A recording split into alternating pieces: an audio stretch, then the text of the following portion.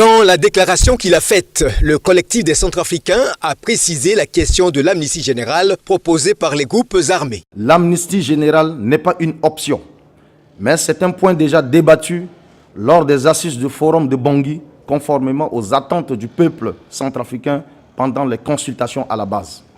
Pour le partage du pouvoir, il pense plutôt que les groupes armés veulent tout simplement procéder au remplacement numérique de leurs représentants respectifs qui sont déjà dans le gouvernement actuel, tout en précisant que le choix du Premier ministre reste et restera à la discrétion du chef de l'État.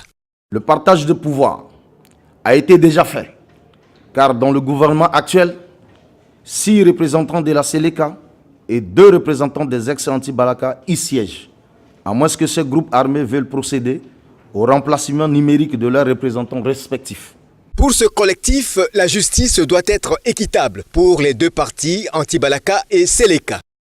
La CPI doit arriver à arrêter et transférer à la haie au moins 2 leaders appartenant à la Séléka pour que la justice soit plus équitable, afin de penser les blessures pour oublier les souvenirs douloureux des autres et des victimes de guerre.